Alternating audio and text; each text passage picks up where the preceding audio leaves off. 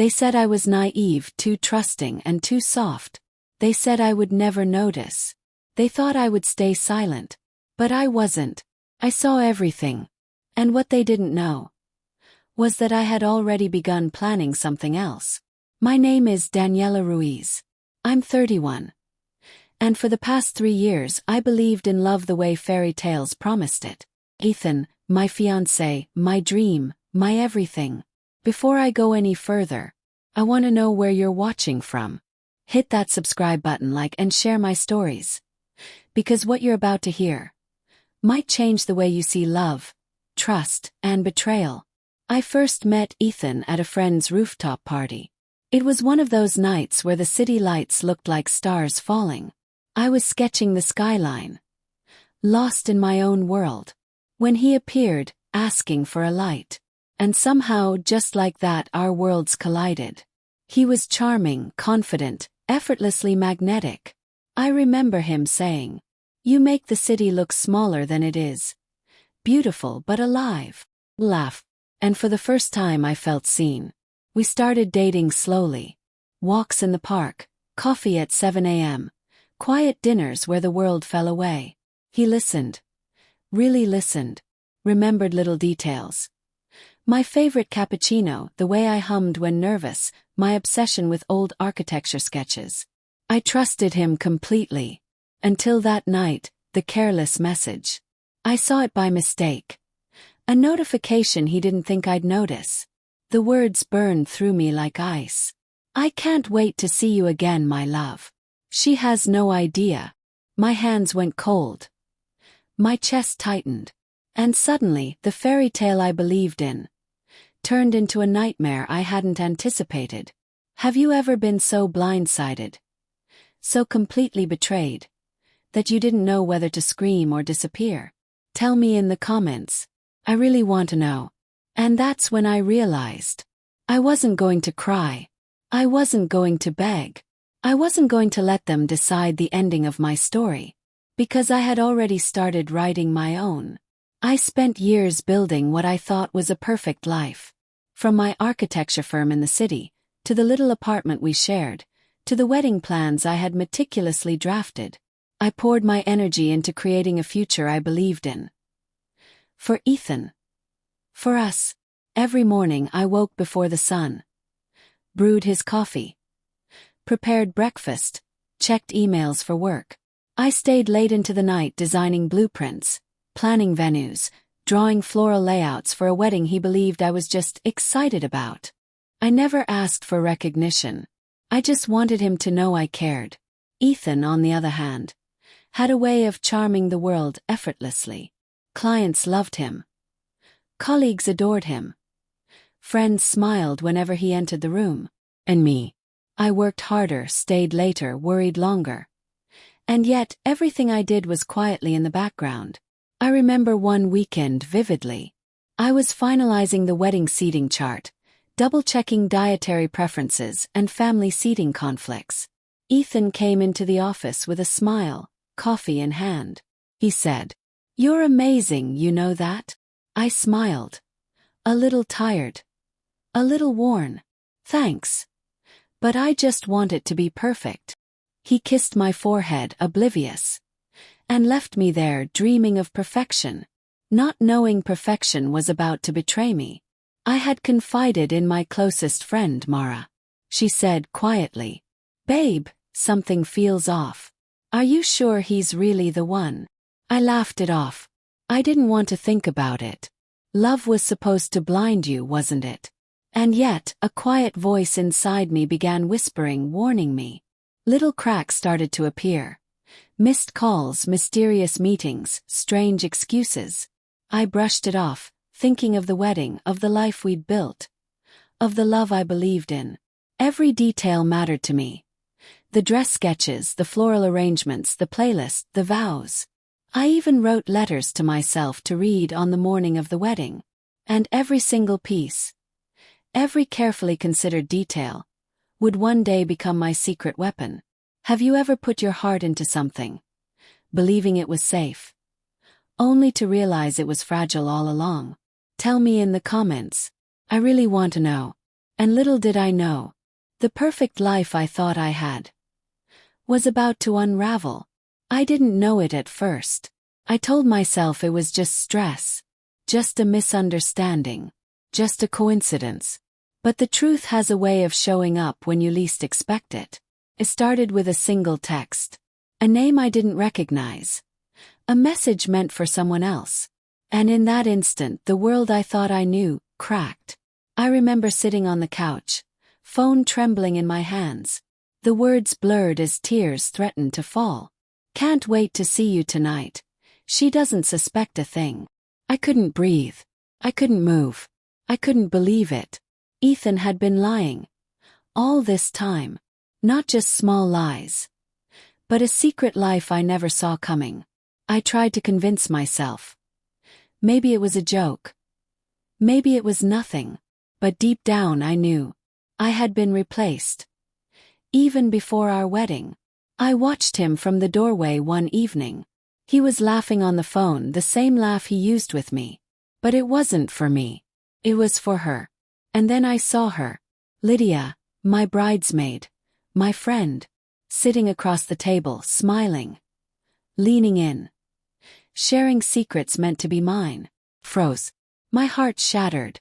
I wanted to scream, to run, to confront, to collapse. But I didn't. Not yet. Instead I watched. Quietly. I wrote every detail down. Every lie, every glance, every secret meeting. Because if they thought I wouldn't see, if they thought I wouldn't remember, they were wrong. That night I couldn't sleep. I lay awake, heart racing, replaying every moment, every word. And I realized something terrifying and empowering. They didn't just betray me. They underestimated me. They thought I was soft, naive, blind. But I was already thinking, planning. And when the wedding day arrived, I would be the last person they ever expected to see. Have you ever been blindsided by someone you trusted completely? Someone who smiled while lying straight to your face? Tell me in the comments. How would you have handled it? Because for me, that was the moment I stopped being the victim and started becoming the storm. The next days were unbearable. I tried to reach out to Ethan, called, texted, even showed up at his office. But he was always busy, always in a meeting, always just out of reach. Every time I saw Lydia, I felt a twist in my chest. The friend I trusted, smiling as if nothing had happened, laughing as if my pain didn't exist. I felt powerless, invisible, betrayed in every possible way. For the first time in years I questioned myself. Was I too trusting, too naive, too soft? But deep down, I knew it wasn't me. It was them. Ethan, Lydia, the world I thought I knew. I remember sitting alone one night, staring at our wedding sketches, the invitations, the floral arrangements, even the dress I had designed myself. All of it, tainted by lies, betrayal, deception. And yet, as the anger boiled under the surface, something else stirred. A quiet, powerful thought. No, this isn't how it ends. They think they've won. They think I'll break. But they don't know me at all. I realized that hitting rock bottom wasn't the end. It was the beginning. I started planning quietly. Not out of spite. Not out of hatred. But to take back control. To reclaim the life they tried to destroy. Every detail mattered. Every secret observation. Every tiny mistake they made. I collected them like weapons. Quietly, invisibly, methodically. And the more I planned, the more alive I felt. Because for the first time in weeks I realized, power isn't given, it's taken. Have you ever felt so crushed, so betrayed, that the only thing keeping you sane is the thought of rising above? Tell me in the comments. I really want to know. Because that's exactly what I decided. I wasn't going to crumble. I wasn't going to beg. I wasn't going to let them think they'd won. I was going to come back. Stronger. Early. The nights were long. Quiet. But in that silence, I was alive. I didn't cry anymore. I didn't rage anymore. Planned. I watched their patterns, studied their habits. Every message they thought I didn't see. Every glance they thought I didn't notice. I catalogued them carefully. Like a librarian of betrayal. I didn't write a diary. I wrote a blueprint. Each page, each note, each observation. A step closer to reclaiming my life. I wasn't naive. I wasn't weak. I was patient. Calculated. Unstoppable. I reached out to old friends who had moved away. Allies who were loyal to truth. I quietly gathered information. Confirmations. Indisputable evidence. Every receipt. Every message.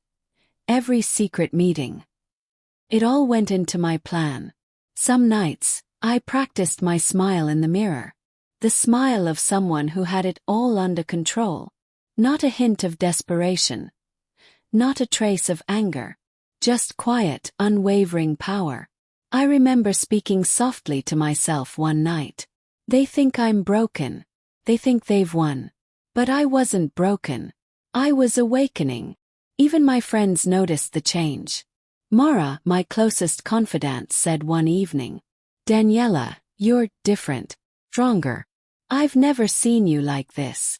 And she was right. I felt like a storm contained. Waiting for the perfect moment. Every detail. Every misstep of theirs. Counted. Every betrayal. Became fuel. Have you ever felt that quiet awakening? When the pain shifts. When heartbreak becomes clarity. When betrayal turns into the blueprint of your rise. Tell me in the comments. I really want to know. And so the plan began. Not impulsively.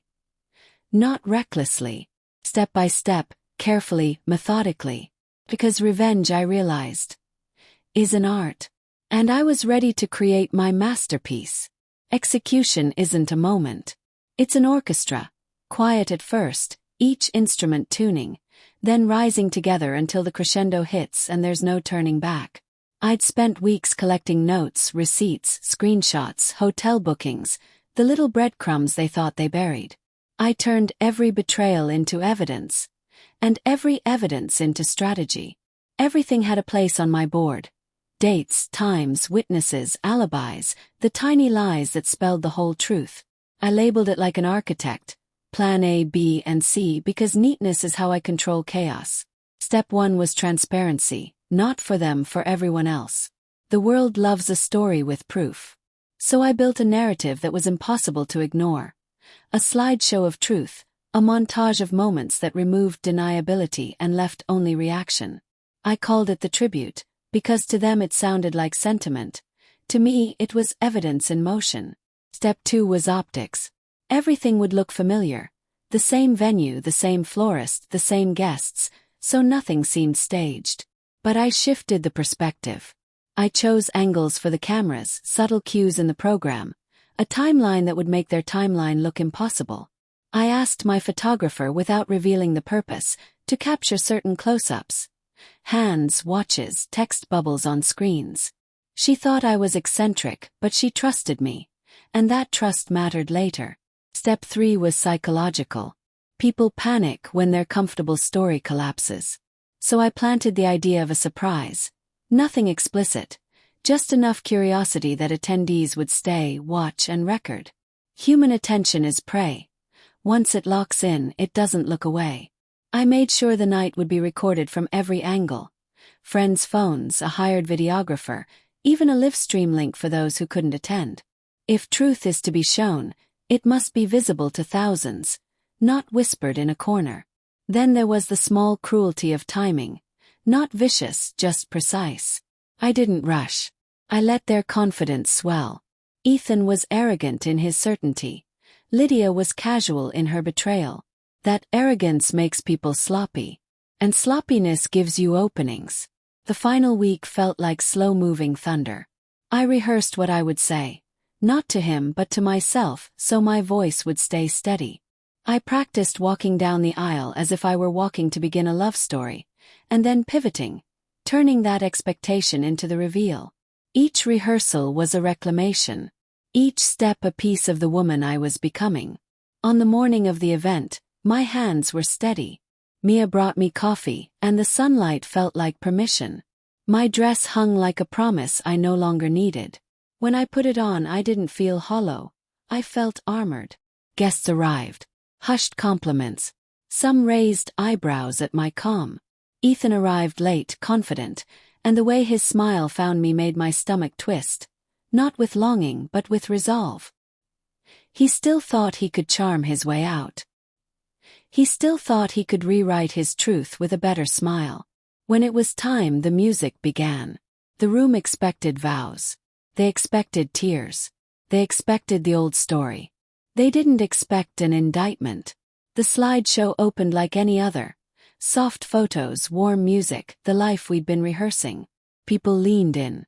Phones lifted. Footsteps hushed. Then the narrative shifted. Slide by slide, the images changed from romantic to incriminating. Dinner receipts with 2 names, hotel door key photos, screenshots of messages with timestamps, selfies of Lydia and Ethan in places they'd told me they were separately. Each image landed like a bell. Each message on the screen read aloud by the DJ made the room colder. I watched Ethan shrink under cameras he didn't control. I watched Lydia's fingers look for a place to hide. There was nowhere. When the final slide played, a video clip taken by one of the friends, candid and damning, the room fell into a silence so sharp it cut. The clip showed them laughing, their hands intertwined, his voice saying, "No one will ever know," and then the camera panned to them, kissing, oblivious to being filmed. I took the microphone then, not in anger but in clear, measured tone. "My friends," I said, "thank you for being here." This day was supposed to celebrate a promise. But promises require truth. Some promises were kept. Others were broken. I paused, looked at Ethan, then at Lydia. I thought love was enough. I was wrong. So I made sure the truth would be. You could feel the air change like rain after drought. Phones clicked, whispers rose, and I let the moment breathe. I didn't scream accusations. I didn't beg for apologies. I offered facts, plainly, and then walked away. Not out of cruelty. Out of finality. The aftermath was instantaneous. Cameras pinged. Group chats exploded. Friends took sides. Work contacts called. Some people sneered. Others said they admired me. Ethan followed me outside, hands shaking, apology tumbling from his lips. "Daniela, please, I can explain. Please don't do this." I looked at him with the machine precision I'd practiced. "You can explain to anyone," I said. "But you can't explain to the truth." He begged. I stayed silent. The cameras recorded everything. That silence spoke louder than any scream. Over the next days my inbox surged. Offers, interviews, messages from strangers telling me they'd been there too. Some criticized me for public shaming. Others called me brave.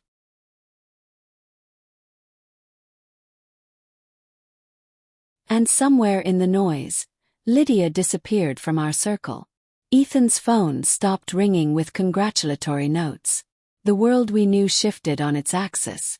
I didn't celebrate with champagne. I celebrated quietly, with the knowledge that I'd taken control of the narrative. Justice, I learned, tasted both sweet and clinical. It didn't always need fire. Sometimes it needed patience, proof, and the right stage. Have you ever thought about what you would do if you had the proof, the stage, and the chance to make everyone see? Would your voice be gentle like mine? Or would you want to shout? Tell me in the comments. I want to know which kind of justice you choose. The day after the reveal, I didn't call them. I didn't chase them. I let the world do the talking for me. But eventually, confrontation was inevitable. Ethan's phone rang first. I answered calmly. No tremble, no anger, just quiet authority. "Daniela, please. Can explain. Please don't do this." I listened, every word carefully. He stumbled, repeated himself, tried charm, tried guilt, tried promises of change. "You don't understand. We didn't mean." I stopped him. I didn't yell. I didn't cry. I just said, You mean the truth you hid, the promises you broke, the plans you made behind my back? There was a pause. Then the stammering. The desperate apologies. But apologies are meaningless without action. And by then, I had already acted. I could hear Lydia in the background. Her voice small, panicked. Daniela, please, we didn't. You didn't. I said softly. You didn't ruin a life for months. You didn't smile while pretending. You didn't steal what wasn't yours. They tried to interrupt. I let them stumble over themselves. Every word, every hesitation, every excuse. Proof that my timing was perfect, my evidence irrefutable. You thought I'd break, but I didn't. You thought you could rewrite the story, but it was already written. You thought you could keep me quiet, but I was already loud enough for everyone to hear. Their voices cracked. Desperation rising, pleading. But my tone stayed calm. Precise. Unshakable. Ethan. Lydia, you had your chance. The world saw the truth. You can apologize until the end of time. But you cannot undo what was done. This is your boundary. And from here, I step forward. Not back. Hung up. No tears. No shouting. Just silence. A silence that spoke louder than any confrontation ever could. Later messages came from friends, family, strangers. Some praised me, some doubted me, some envied me. I didn't need validation. I didn't want revenge to feel like applause. I wanted closure. I had achieved it. And in that moment I realized. Confrontation isn't about proving anger. It's about proving control. It's about showing that betrayal cannot dictate your life. That truth, patience, and timing can do what screaming never will. Have you ever confronted someone who thought they could hurt you? Did you keep calm or did you explode? Tell me in the comments. I really want to know. Because that's exactly how I felt. In control. Unshaken. And finally free. After the confrontation. Life didn't just go back to normal. Shifted. The world had seen the truth.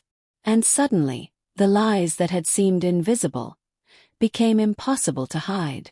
Ethan lost credibility in his circle.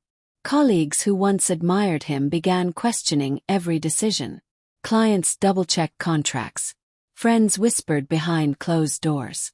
No one wanted to align themselves with someone who could be exposed so completely. Lydia. She vanished from our friend group. Invitations stopped coming. Messages went unanswered. The trust she had taken for granted evaporated, leaving her isolated. I didn't chase them. I didn't need to.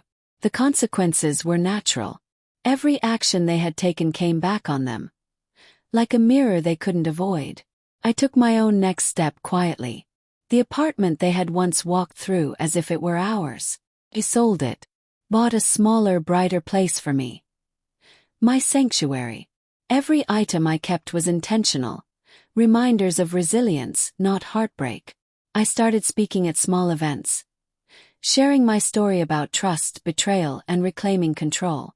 Strangers listened, some nodded, some cried. I realized that justice doesn't have to scream.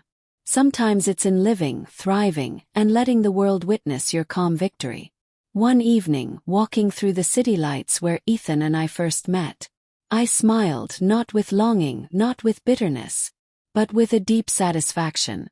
They thought they buried me, but they didn't know I was a seed that had grown quietly, deliberately, into a tree strong enough to withstand any storm.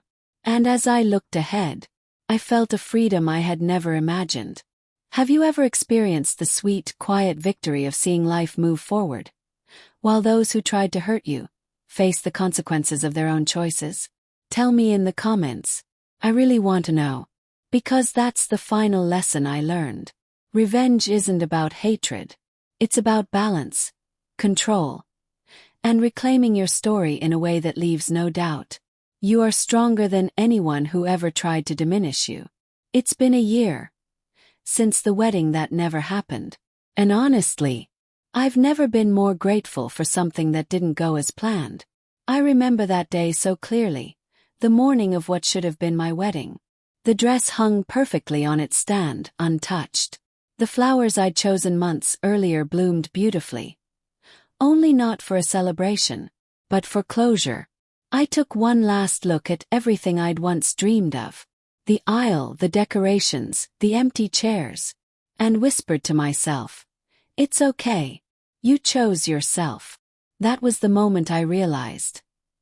Healing isn't loud. It's not dramatic.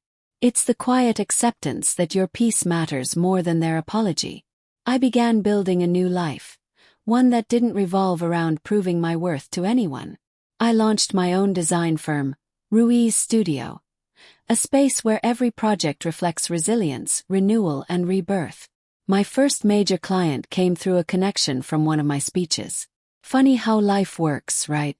The very pain that nearly broke me opened doors I didn't even know existed. Sometimes I catch glimpses of Ethan and Lydia online. Their lives look complicated. He's no longer at the firm. She's moved twice in the past year. And me. I don't block them. I don't delete the past. I just let it sit there, as proof that silence and grace can be louder than revenge. Now, every time I meet someone new who's been betrayed, abandoned, or underestimated, I tell them this. They thought they buried you, but they didn't know you were a seed. Because from that pain, something beautiful can still grow. And that's what I want you to remember tonight. You can start over. You can rise again. And one day, you'll look back and thank yourself for not breaking when you had every reason to. So before you scroll away, tell me, have you ever had to rebuild yourself after betrayal? Where are you watching from? And what's the one thing you learned when everything fell apart? I really want to know. And if you loved my story, don't forget to subscribe, like, and share with someone who needs a reminder that sometimes the ending we fear becomes the freedom we deserve.